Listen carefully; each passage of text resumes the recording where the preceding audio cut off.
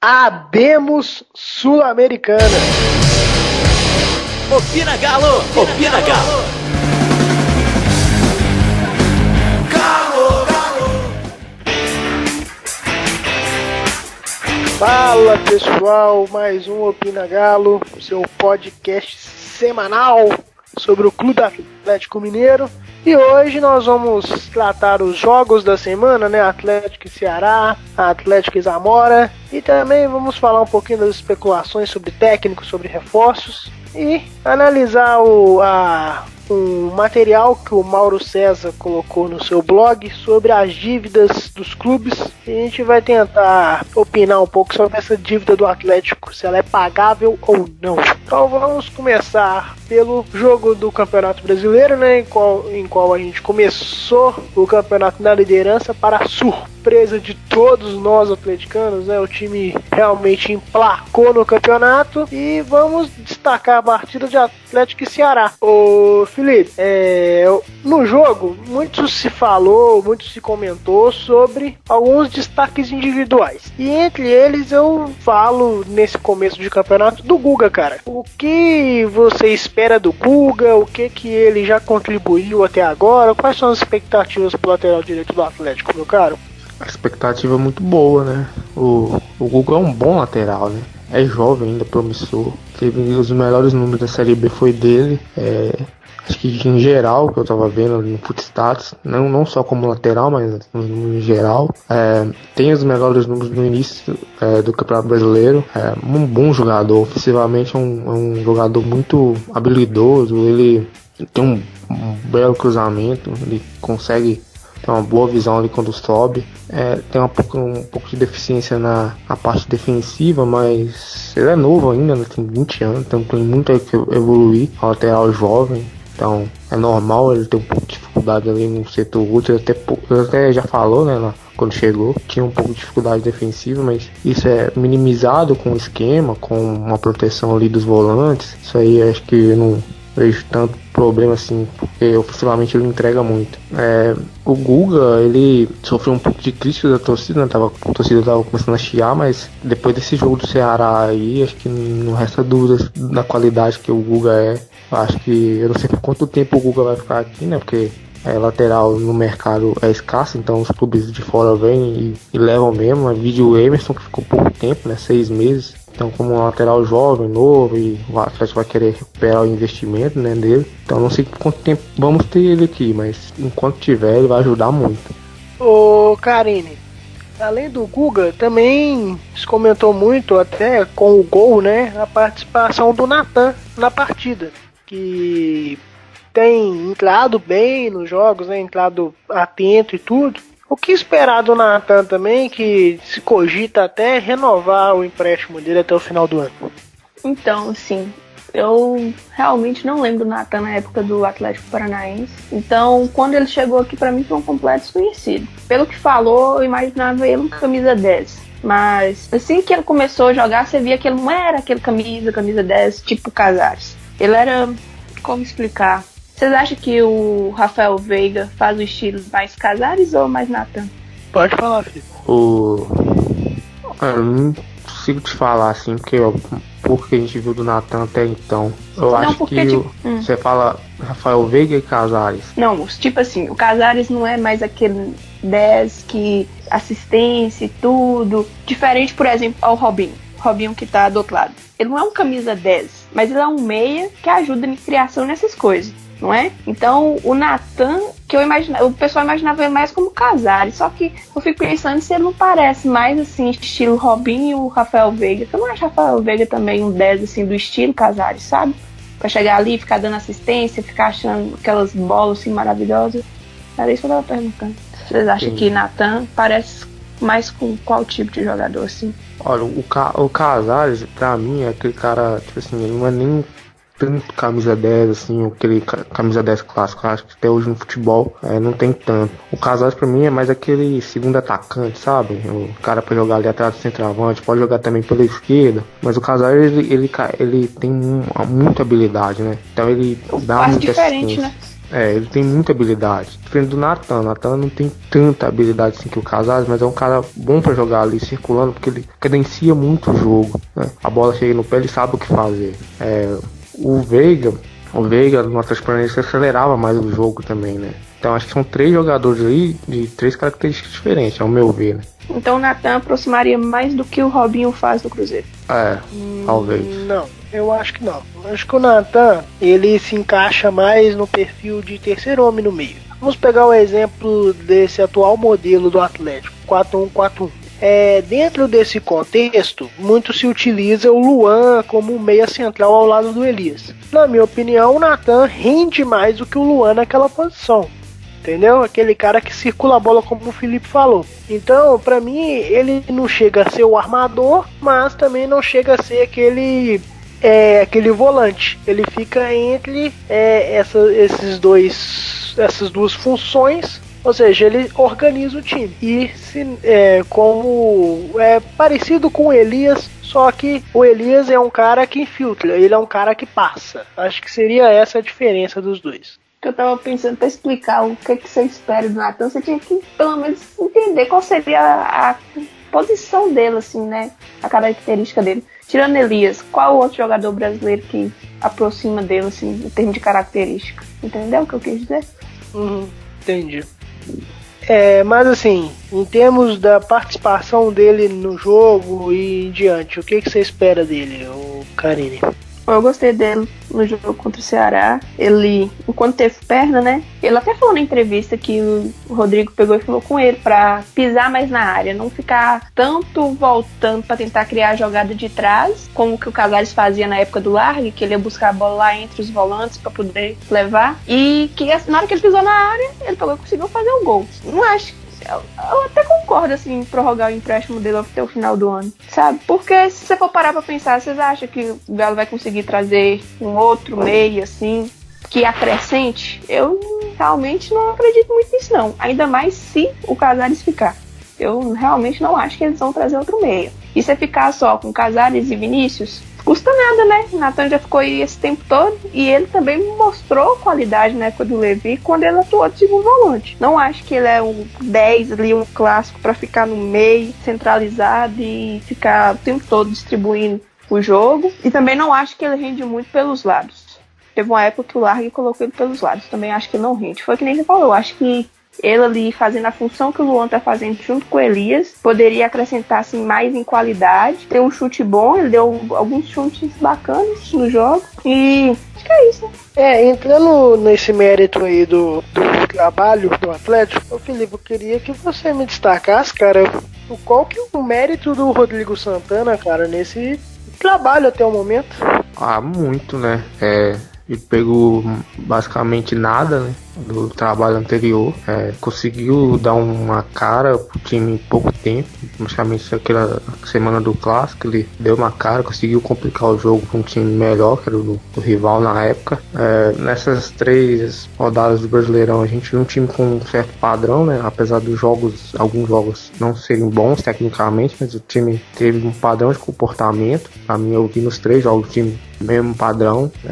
Lógico que ainda falta muito ainda para melhorar, acho que o Atlético está longe de um ideal. O Rodrigo Santana é um cara que você vê que trabalha, né? Um cara que estuda os times, é adepto do estudo, do método de treinamento diferente. Ele é um cara que não está antenado com futebol moderno.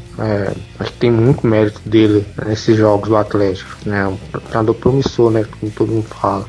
E as entrevistas dele mostram isso, né? Você consegue entender o que foi o jogo, né? Nele falando. Ele não enrola muito para falar, igual alguns técnicos, né? Ele, de maneira simples, ele explica o jogo, você entende perfeitamente. Se ele vai ficar ou não, aí já é outro assunto, outra história. Ao meu ver, eu acho que ainda não. Acho que o Atlético, nesse momento, precisa de um cara mais cascudo, assim, não digo, né, boleirão, os cascos boleirão, estilo Abel, mas um cara mais grande ali no vestiário, né, pra comandar, um cara mais experiente, com um trabalho mais consolidado. Mas ele, se ficar na comissão técnica, é um grande ganho para o Atlético, um baita profissional. Você entrou no mérito aí de ele também, sem entrar no mérito, a questão do Atlético necessitar de um técnico com mais bagagem. Eu concordo, e eu queria, Karine, que você, né, sua opinião sobre a entrevista que o próprio Rodrigo Santana deu, falando sobre isso, né? Eu achei bem legal a postura dele, um cara que aparentemente está bem ciente das suas deficiências e suas qualidades, né? Se eu não me engano, ele deu 2 entrevistas nesse sentido, né? Uma pro Henrique André, do Hoje em Dia, e a outra foi depois do jogo contra o Ceará, se eu não me engano. Nas 2, ele abordou com palavras diferentes, mas falando assim, que ele reconhece que não é o momento dele, que vai chegar a hora, que apesar dele já ter 8 anos como treinador, ele sente que o Atlético precisa hoje de um técnico mais pronto. Que como é que ele ia chegar num vestiário e cobrar, por exemplo, de jogadores lá que foram campeões mundiais, Libertadores, Copa do Brasil, brasileiro, e ele, pelo que eu entendi, ele se sentia assim: eu ganhei o quê? E o que eu vou falar pra esses caras? Como é que eu vou conseguir cobrar dele? Então, foi assim, entrevistas de muita humildade, né? E eu concordo eu concordo com ele. Eu acho que não é o momento dele assumir o Atlético. Acho que ele deveria sim ficar numa comissão assim fixa com quem quer que seja que vai vir. Não acho que ele deve voltar para a base. Gostei do que ele vem apresentando, não é muito, mas você repara, ao menos defensivamente, o Atlético não sofre tanto por erros coletivos. Sofre mais quando assim o jogador está indo mal na partida ou alguma falha individual. Por exemplo, no jogo contra o Ceará, no primeiro tempo, o Rabelo, a explicação que ele deu para o gol que a gente sofreu lá do Ricardo Bueno, que os jogadores do Ceará, pelo lado esquerdo na nossa defesa, estavam fazendo uma trinca para obrigar o Rabelo a sair da área para poder fechar ali com o Fábio Santos e o volante. Então, nisso, o Hever acabava ficando sozinho na área e o Guga. E esse ficava em desvantagem, que ele percebeu isso, corrigiu no intervalo, e realmente, depois do intervalo, o Rabelo cresceu e foi, acho que, entre os 3 melhores da partida. Então, assim, eu gostei muito da postura do Santana, parece que ele está bem consciente das dificuldades que ele teria, né, das deficiências dele hoje, nessa questão do trato com o jogador, coisa que, ao menos nas entrevistas, você não conseguia perceber isso no Largue, sabe? Assumir assim, eu não tô pronto pra isso, assim. Então, gostei da postura dele e concordo com ela. E aproveitando isso aí, para se trazer um técnico, você precisa do diretor de futebol. E até o momento, né, muitos se noticiam que o Rui Costa tá trabalhando e tudo. E Felipe, o que você acha até agora do trabalho dele, cara? Não se concretizou nada ainda, mas muitos nomes, principalmente de técnicos, foram ventilados desde a sua chegada e tudo. Isso é um bom sinal, na minha opinião, né? O que você tem a dizer sobre o Rui Costa, cara? Não dá pra avaliar o trabalho do Rui Costa, né? Tem pouco menos de um mês ainda, um mês, não sei, não dá pra avaliar. Internamente a gente não tem conhecimento do trabalho dele, né, porque a gente não acompanha. Se a gente acompanhasse internamente, né, e se algumas coisas mudou, a gente podia falar, mas a gente não acompanha, então não dá pra falar. O bom que eu tô achando é que ele tá indo numa linha, né, ele não tá querendo a mesmice, parece, né. Ele quer uma linha de técnico, ele foi atrás do Rogério Ceni, do Thiago Nunes, agora parece que é o Osório, né, tentar numa linha de técnicos que vão dar um Atlético algo a longo prazo, né? Não quer um cara para 6 meses igual tem sido nos últimos anos. Não dá muito para falar assim, se o Rui Costa tá bem ou não, porque ainda não abriu a janela de contratações, ainda não contratou. Internamente a gente não sabe muito, né, o que acontece lá, então não dá para falar muito do trabalho dele não, nem para bem nem para mal. E dentro dessas especulações, você falou aí que a última foi o Juan Carlos Osório, né, o ex-técnico da seleção do México e agora ex-São Paulo também, e que aparentemente o Atlético enviou até o André Cury para fazer a mediação da negociação. O Karine, você acha que ele é uma solução para o Atlético a longo prazo? O que você tem a dizer sobre o Osório? mais do que a postura do Atlético de não demitir ele quando começar a dar errado, vai depender dele também, né? Porque ele costuma abandonar os trabalhos dele. Eu não lembro muito de como jogava o São Paulo quando ele era o técnico. Eu realmente não lembro como é que esquema, se o time jogava bem, se tinha muitas críticas. Eu só lembro do rodízio que ele fazia. E parece que ele teve um certo atrito, porque tinha prometido algumas contratações e não chegaram. Mas eu realmente não sei se ele é a melhor opção. Mas se você virar pra mim e falar assim, se não ele, quem? Eu também não sei, sabe? Porque os que estão empregados não vão sair para assumir o Atlético. Não é nada assim, porque o clube é pequeno, nada disso. Não, é por causa da imagem que se criou nos últimos anos. Não tem um projeto assim apresentar pro cara, alguma garantia de continuidade. Lógico, se o trabalho estivesse ruim numa zona de rebaixamento, ninguém vai continuar. Mas muito dessas demissões, a culpa do Atlético foi na contratação do cara, sabe? Então, ao menos parece que não é que estão... Eu acho que não é que estão empurrando com a barriga, sabe, o Santana? Ao menos é isso que parece. Mas sim que eles estão, assim, mais critérios para poder acertar a mão. Porque não adianta, se você trouxer um Valentim, um Zé Ricardo, você sabe que daqui 6 meses, no máximo, o cara vai ser mandado embora. Até porque o que credencia eles a assumir o time hoje? Os últimos trabalhos foram bons? Por que não foram?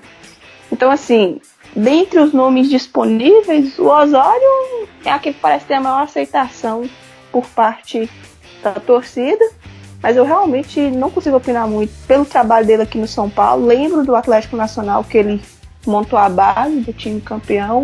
Lembro dele comandando a seleção mexicana, que estava jogando muito bem. Mas, assim, sinceramente, se for, ele vai ter dificuldade para ter conhecer os jogadores, porque ninguém acha que ele vai chegar aqui e saber como é que o Ricardo Oliveira gosta de jogar, como é que o Hever gosta de jogar, como é que o Adilson e o Zé Wellison gostam de jogar. Então ele vai ter um período, mesmo que acho que 1 mês mais ou menos, não vai ser o suficiente para ele conseguir conhecer esses jogadores, implantar o que ele pensa de filosofia.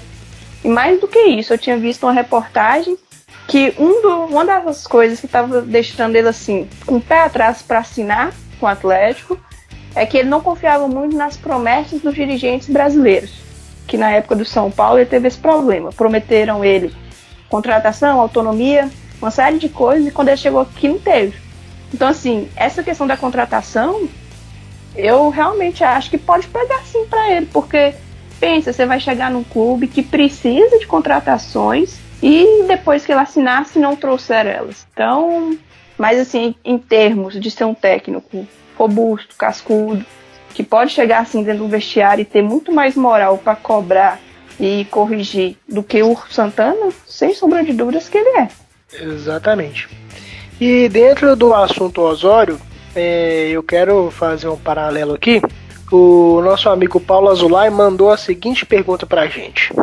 Fala pessoal do Opina Galo, aqui é o Paulo Azulay, sou ouvinte assíduo de vocês aí. Eu queria que vocês fizessem uma comparação do que o Osório chegando pro Atlético, o que ele pode aproveitar do que o Rodrigo Santana fez até agora com esse time do Atlético. Tá bom, galera? Um abraço pra vocês, sucesso. Obrigado, Paulo. E para responder o Paulo, eu quero agora, diretor, solta a vinheta do Entendendo o Jogo, por favor. Entendendo o Jogo. Então, gente, sobre essa pergunta do Paulo, o que o Osório, sendo contratado, poderia aproveitar do trabalho do Rodrigo Santana? Fazendo a minha pesquisa, né, meu dever de casa, eu analisei o seguinte, que o que ele poderia utilizar dos trabalhos anteriores que o Osório já fez tanto no Atlético Nacional, na Seleção do México e no próprio São Paulo. A utilização dos extremos, ou seja, os laterais, os alas. Isso o Atlético com o Rodrigo Santana, atuando no 4-1-4-1, tem aproveitado de uma forma muito interessante. A gente questiona individualmente alguma atuação do Fábio Santos, seja do Guga e etc. Os próprios pontas, o Giovânio, o Tchará, Bolt, quem seja, mas fato é que os laterais, principalmente, em termos de participações, cresceram muito no trabalho. E isso é um ponto em comum do trabalho do Rodrigo Santana com o trabalho do Osório nas equipes em que ele treinou. Um outro ponto que eu acho interessante é que compactua entre os dois técnicos: a transição rápida. O Atlético tem acelerado um pouco mais essa transição de defesa para ataque, né? Isso melhorou bastante, até a questão da participação menor dos volantes ali, uma ligação mais pelos lados mesmo. Isso é uma coisa que é um trabalho que acredito eu será aproveitado. Por outro lado, o que me deixou um pouco preocupado é que há muitos pontos que podemos dizer assim serão questionáveis nessa transição. Por quê? O Atlético, eu já falei isso em alguns podcasts atrás, esse elenco atua melhor no 4-1-4-1. Isso já tem algum tempo. Só que, taticamente falando, o Osório atua normalmente com a bola no 4-3-3 e sem a bola no 3-4-3. Ou seja, ele ataca de uma forma pelos lados, né, como eu já falei, a utilização dos extremos, mas pressiona muito na frente também. É um time que faz a pressão na saída de bola, a famosa marcação alta, né? E hoje o Atlético não atua dessa forma. Hoje o Atlético sempre faz ali uma linha mais recuada no seu campo de defesa. Isso é um ponto que será mudado. Essa variação tática será alterada possivelmente. E outra coisa é a questão dos passes longos para os alas, ou seja, quando você tem uma marcação alta contra o seu time, qual que é o recurso mais usado pelos times do Osório? É aquele lançamento diagonal, porque o lateral busca um ponta, por exemplo, o lateral direito busca o ponta pela esquerda, o ponta pela esquerda busca o lateral pela direita e vice-versa. Então, assim, o Atlético hoje não trabalha esse tipo de situação, pelo menos dentro dos jogos, né? O time que sempre busca fazer uma saída mais lenta da defesa. E outra coisa que já foi destacada aqui também no programa, que é a questão do rodízio, né? A gente tem aí algumas equipes que se deram bem com essa questão de rodízio no futebol brasileiro, Palmeiras, Grêmio, por terem um elenco um pouco mais qualificado. E o Osório, principalmente na passagem dele pelo São Paulo, notoriamente fez muito rodízio. Teve muitas também, podemos dizer assim, invenções, né, lateral como ponta, esse tipo de bizarrice. Então, assim, talvez isso até seja uma coisa bem questionável dos trabalhos dele, mas acredito eu que, unindo essa questão da utilização dos lados, né, que é uma coisa que o Atlético precisa trabalhar cada vez mais, porque trabalhar pelo centro do campo está muito difícil hoje no futebol. Então, quanto melhor você aproveitar as alas, mais rápido chegará ao gol. E a questão da transição rápida, né, você saber ali diminuir o tempo de defesa do ataque, pontos a destacar dos dois trabalhos. Mas essas mudanças táticas e principalmente da postura do time será necessário revisar caso ele mantenha essa ideologia de jogo e tudo. Esse foi o Entendendo o Jogo de hoje, respondendo essa questão do Paulo Azulay. Obrigado. Entendendo o Jogo.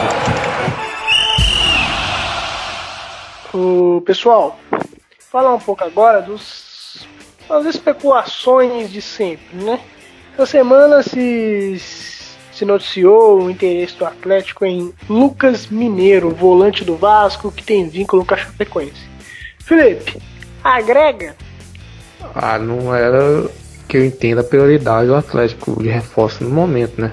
Acho que a gente tem ali o Adilson, o Zé Wellison, que jogam ali primeiro volante, o Elias, tem o Jair também, 4 volantes ali, já tem o Lucas Cândido que é uma das últimas opções, mas acho que não é o que o Atlético necessita, seria a primeira opção da lista, né? Acho que um cara pela esquerda, um lateral esquerdo, que é urgente, o Fábio precisa de alguém para disputar a posição com ele. O meia também, né? Caso o Natan, não sei o que vai ser do Natan, se vai continuar jogando bem, se vai ficar, mas dependendo disso precisa de um meia, porque não dá pra confiar no Casares. Eu acho que o Vina não tem qualidade pra jogar no Atlético, isso aí é minha opinião, independente que ele tem jogado, eu acho que não tem nível pra vestir camisa de um time grande. Acho que até na zaga também, porque o Léo Silva ele já mostrou que é difícil conter ele em jogos grandes, né? E o Atlético vai ter até o final da temporada vários jogos grandes, essa semana já vai ter vários. É difícil contar o Léo Silva, é difícil contar com ele, né? A final do Mineiro mostrou claro que é um cara que já passou, né? É ídolo, tá na história, mas já deu. Então acho que o Atlético precisa também olhar para um zagueiro. Volante seria a última opção de contratação. Não um cara que, assim, pode vir, talvez, dependendo do valor, se o Atlético entender que não é necessário. Acho que o Lucas Mineiro destacou no Vasco, né? Ele veio da Chapecoense, se não me engano, tem destacado no Vasco até então. Não sei, não é a minha opção, não seria a minha primeira opção de reforço, não. Eu penso o seguinte, um cara desse não agrega nada no time do Atlético, mais um para compor. E eu penso o seguinte, nós precisamos de pelo menos 3 peças para chegar a ser titular. A gente não precisa mais de jogador para compor o elenco. Os titulares que estão ali podem ser muito menos reservas de luxo do time. Por exemplo, você citou a questão do lateral esquerdo, ótimo, mas nós precisamos exatamente de um ponta esquerdo, de um atacante de lado, que seja a denominação que quiser dar. Então, assim, a gente precisa desse segundo atacante que se aproxima mais do Ricardo Oliveira, que faça gols e contribua com assistência. Nós precisamos de um cara no meio, igual, como eu falei, a questão do Luan, Natan, o próprio Tchará.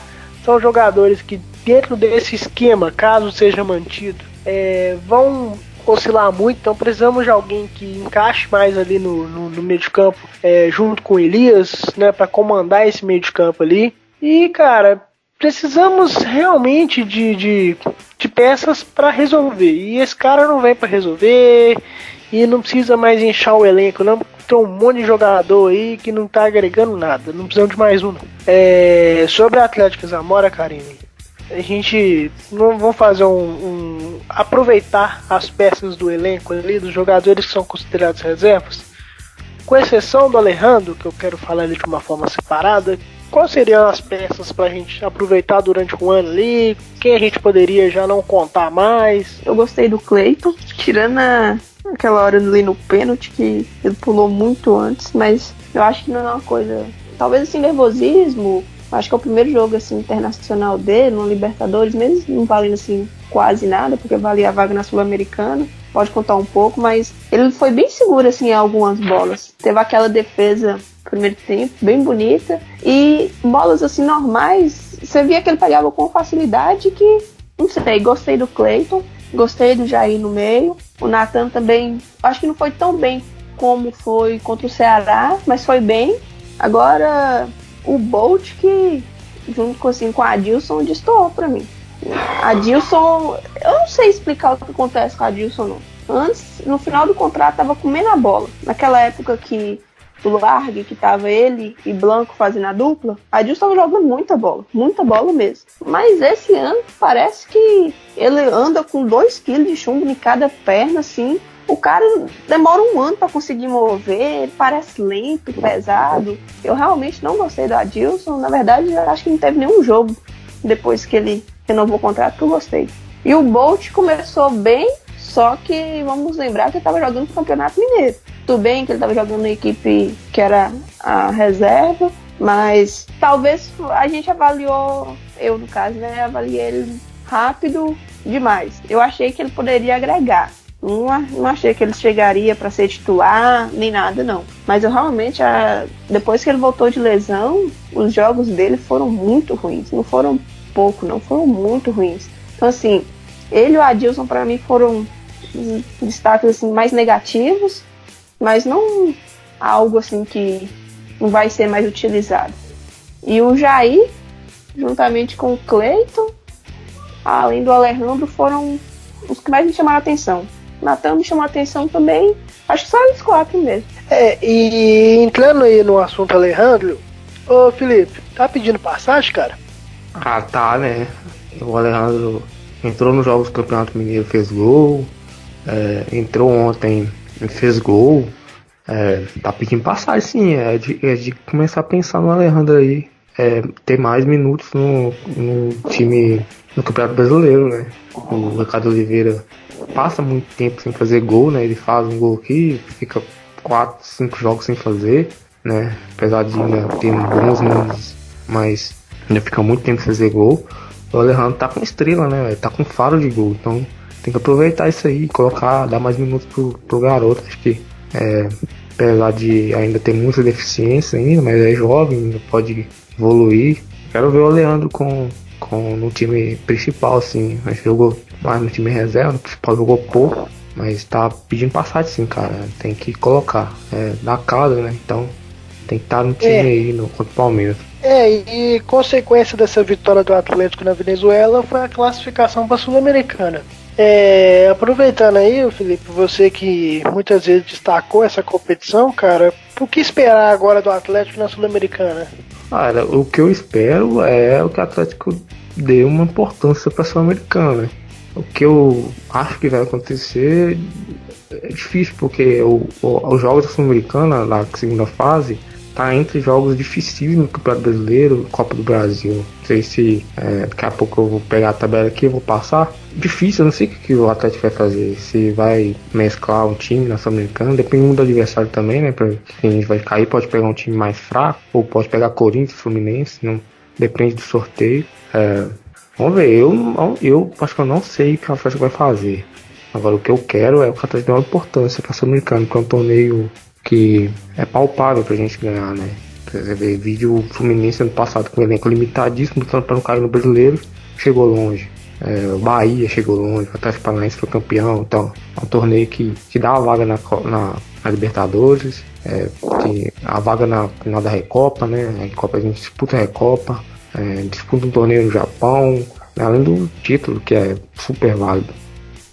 Agora, gente, para ir encerrando o nosso programa, eu queria destacar a matéria que o Mauro César colocou no seu blog, acho que foi hoje mesmo que ele publicou essa matéria, sobre as dívidas dos clubes brasileiros. E, de acordo com o blog, o Atlético é o segundo clube com a maior dívida entre os times da Série A.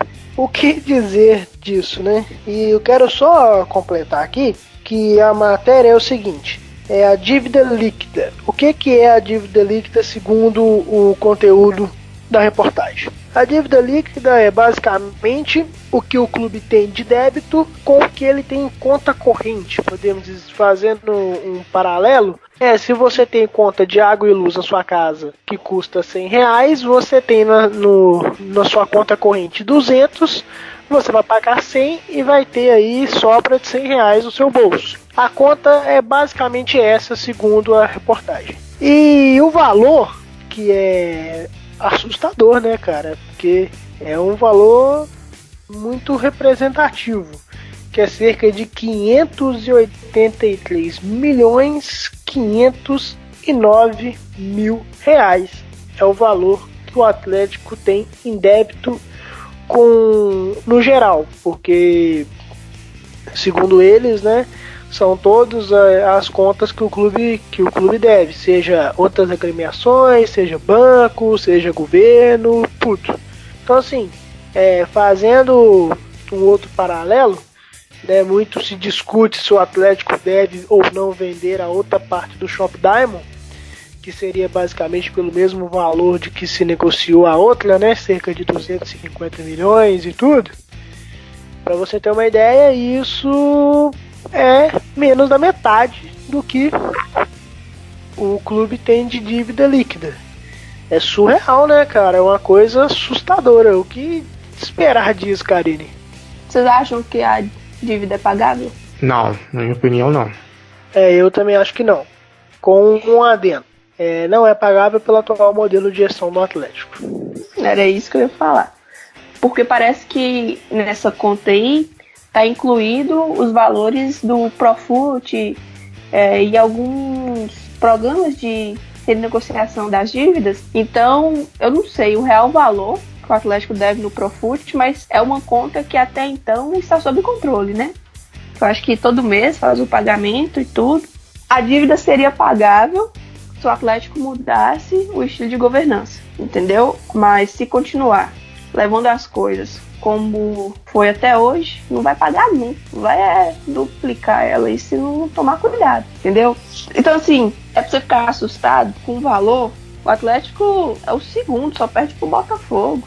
O Fluminense, que tá assombrado aí junto com o Vasco por dívidas, assim, coisas básicas como água, luz, não consegue às vezes quitar.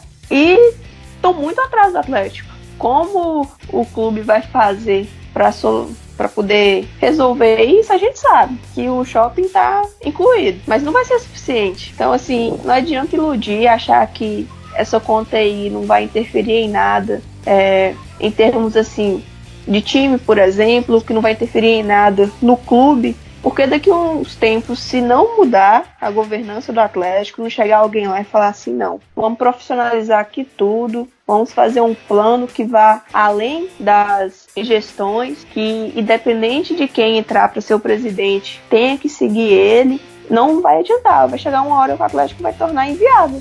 Aí, né? Eu queria completar isso aí com o seguinte, que muitos entusiastas, podemos dizer assim, dizem que a solução do Atlético é seu estádio. Eu já falei isso algumas vezes e vou reforçar. Isso é uma maquiagem. Falar que o estádio do Atlético vai solucionar os problemas financeiros do clube. Isso eu acho até um absurdo falar uma coisa dessa. Sabe o que é perigoso? Por quê? É perigoso o Atlético construir esse estádio, antes disso vender o restante do shopping e pouco tempo assim depois de inaugurado o estádio ter que dar ele, vender alguma parte, tudo para poder cobrir essas dívidas. Eu não duvido que hoje a gente está entregando o shopping e futuramente a gente pode estar entregando o estádio para poder cobrir dívidas que foram feitas assim de uma forma absurda e que ninguém move nada, um plano, nada para poder solucionar.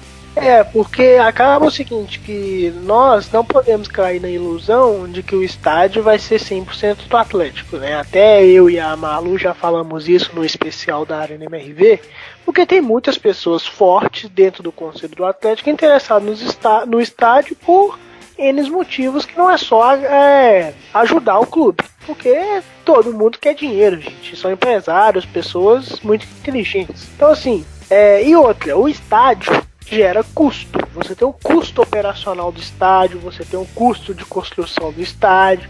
Por mais que esteja todo desenhado, todo estruturado, no jeito que aparenta estar o estádio do Atlético, você vai ter que arcar com algumas coisas. E será um custo mensal, semanal, sobre o funcionamento do estádio. Então, ao mesmo tempo que vai entrar receita, vai sair dinheiro. Então é bom a torcida também não cair nessa ilusão de que o estádio é a solução de tudo. Primeiro nós temos que organizar o clube administrativamente, financeiramente, futebolisticamente, para depois você falar assim, porra, o estádio vai realmente ser um reforço no caixa e tudo. Porque, cara, da forma que tá aí, parece que é aquela... Sabe quando você abre a torneira e sai, deixa pingando lá? Então, vai ser isso. Complicado. E, gente, para encerrando o programa, alguém quer fazer um comentário final aí? E você tá falando aí do estádio, e também não pode esquecer que só o futebol não vai sustentar ele.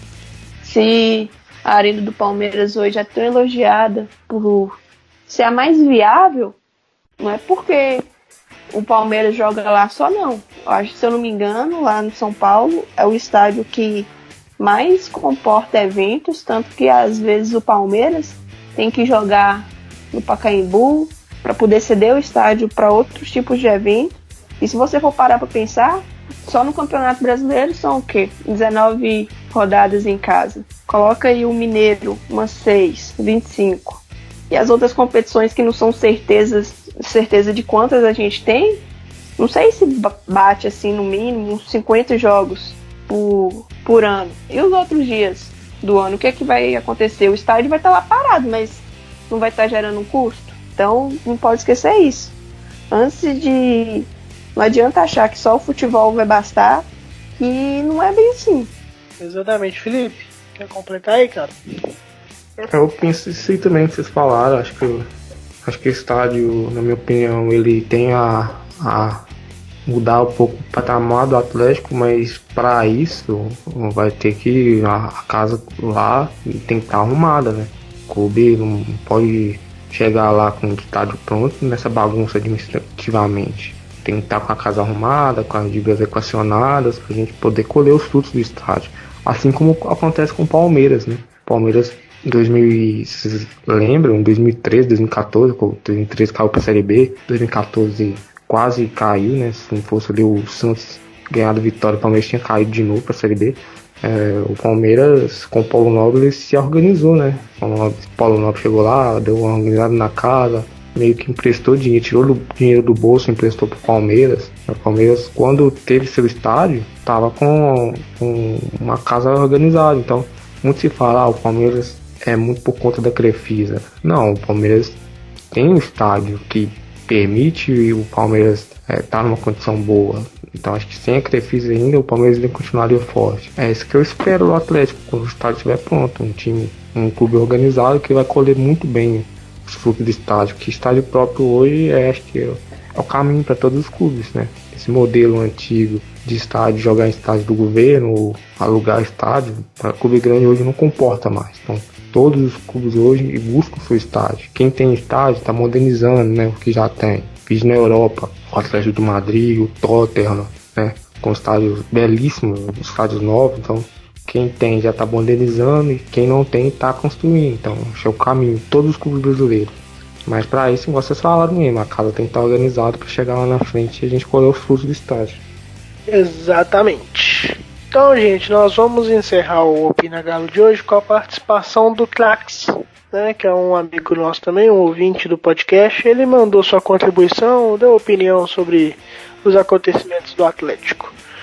Trax, encerra para nós. Muito obrigado a todos e nunca se esqueçam, aqui é Galo, porra! Então, vou fazer o resumo aqui dos assuntos que o Diego pediu pra falar. Se eu tinha algo pra falar, eu não tenho nada pra falar não, mas eu vou falar mesmo assim. Liderança, né? 2-1 até a 38ª rodada e vambora. Na verdade, é algo que surpreende, mas pegamos os adversários que vão brigar na parte de baixo da tabela, né? Então, pelo menos ganhamos do pessoal da parte de baixo. Agora teremos um confronto contra o Palmeiras, que vai mostrar realmente o que esse time pode fazer num momento, né? Trabalho muito curto do Rodrigo Santana, só organizou o time mesmo, minimamente possível, e já teve um resultado. Mínimo, mas teve. De especulação, pra mim, a melhor especulação é o Osório. É o cara que mais acrescentaria algo ao Atlético a médio e longo prazo. Ainda mais depois da fala do Rodrigo Santana, que deixou isso evidente. Evidente que eu falo o posicionamento dele, né? Quanto entender a necessidade de vir um treinador com mais experiência, mas não só de experiência de ter treinado vários times, mas de conteúdo mesmo, de experiência no sentido de também de fazer acontecer ainda hoje, porque experiência por experiência tem Luxemburgo aí que graças a Deus foi pro Vasco, mas então o Osório a gente vê entregar coisas muito diferentes, né, do que o Lucha nos últimos sei lá quantos anos, 10 anos talvez. Então traria um ganho enorme pro Atlético. E Copa do Brasil, pegamos logo de cara o Santos do São Paulo, que vem jogando muito bem, e vai ser aquilo, né? A chance de perder é muito grande, mas se passar, passa forte, passa motivado. Agora esperar e ver como é que vai ser o sorteio da Sul-Americana, que é um torneio aí que, com a vinda do Osório, se eu tô contando se ele vier, com a vinda dele já, se ele vier, eu acho que dá pra gente tentar beliscar. Não sei se vamos ganhar não, porque é muito complicado, é mata-mata do início ao fim, né? É um torneio que é desde o início do mata-mata, então é bem difícil, mas é uma hipótese. Eu acho que dos 3 torneios que nos restam é o mais plausível. Opina Galo! Opina Galo!